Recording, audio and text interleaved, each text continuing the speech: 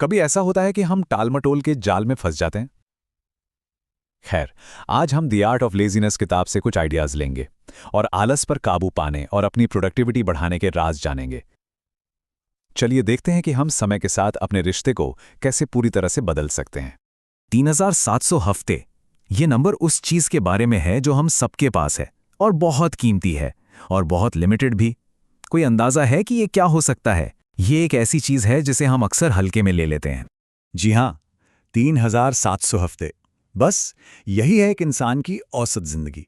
जब इसे इस तरह से देखते हैं ना, तो हर एक हफ्ते को कीमती बनाने की एक अलग ही अर्जेंसी महसूस होती है ना?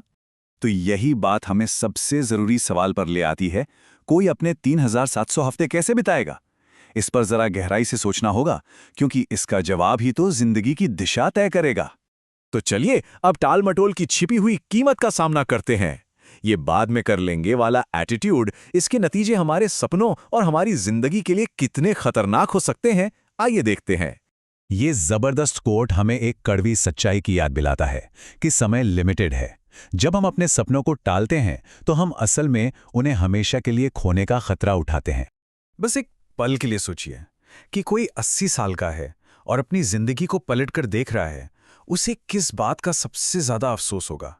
आज ऐसा क्या है जो न करने पर उस दिन पछतावा हो सकता है? और ये हैं कुछ सबसे आम पछतावे। जरा ध्यान दीजिए, ये सभी उन कामों से जुड़े हैं जो हमने नहीं किए। ये एक गहरी याद दिलाता है कि जो काम हम नहीं करते, अक्सर वही हमें सबसे ज्यादा परेशान करते हैं। तो फिर सवाल यह है कि हम पछतावे से कैसे बच सकते हैं?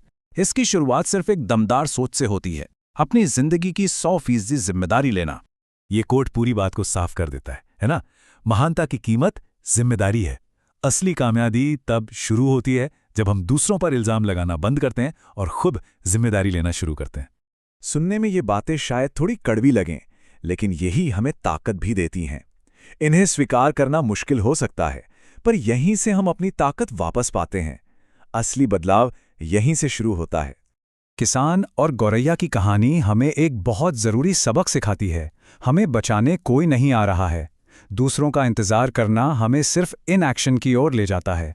सच्ची सफलता सिर्फ आत्मनिर्भरता से ही मिलती है। और जब हम जिम्मेदारी लेते हैं ना, तो हमारा सामना हमारे सबसे बड़े दुश्मन से होता है, हमारा अपना कंफर्ट जोन। चलिए देखते हैं कि ये आराम का धोखा हमें कैसे पीछे खींचता है। ये कोट एक बहुत बड़े पैराडॉक्स को उजागर करता है।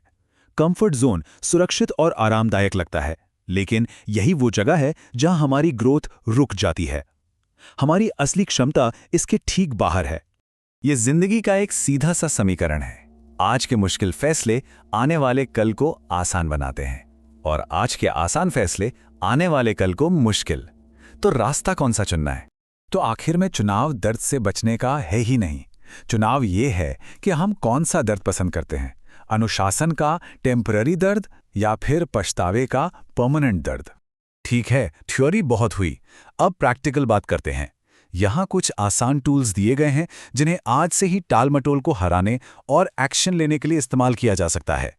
कभी ध्यान दिया है कि कैसे एक हफ्ते का काम डेडलाइन से ठीक एक दिन पहले पूरा हो जाता है? बस यही पार्किंसन का नियम है। अपने लिए छोटी डेडलाइन तय करके हम खुद को ज्यादा कुशल बनने के लिए मजबूर करते हैं। आज ही ट्राई करके देखिए। किसी ऐसे काम के लिए 2 घंटे की डेडलाइन सेट कीजिए जिसे पूरा करने में आपको पूरा दिन लगने वाला था। ये एक बहुत ही सरल लेकिन जिंदगी बदलने वाला नियम है। छोटे छोटे कामों को तुरंत करके हम उन्हें एक बड़ी भारी भरकम टू डू लिस्ट बनने से रोकते हैं।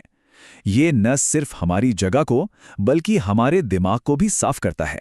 काइजन मेथड का पूरा कॉन्सेप्ट छोटे लगातार सुधारों की ताकत पर आधारित है। हर दिन सिर्फ 1% बेहतर बनना शायद ज्यादा ना लगे, लेकिन समय के साथ इसका कंपाउंडिंग इफेक्ट बहुत बड़े बदलाव लाता है। यहां मकसद परफेक्शन नहीं बल्कि प्रोग्रेस है। तो हमने एक्शन की कीमत देखी, जिम्मेदारी की ताकत को समझा और एक्शन लेने के लिए टूल्स के बारे में भी जाना। अब वक्त है इन सबको एक साथ लाने का और अभी से जीना शुरू करने का।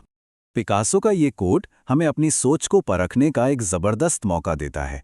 ये हमें खुद से पूछने पर मजबूर करता है, क्या जिस चीज को मैं टाल रहा हूं, मैं वाकई उसके बिना मरने को तैयार हूं? सही वक्त का इंतजार करना बंद करना होगा, वो कभी नहीं आएगा। हमारे पास सिर्फ एक ही पल है और वो है अभी। एक्शन लेने का सिर्फ और सिर्फ एक ही समय है और वो है अभी। सबसे अच्छा समय अभी है।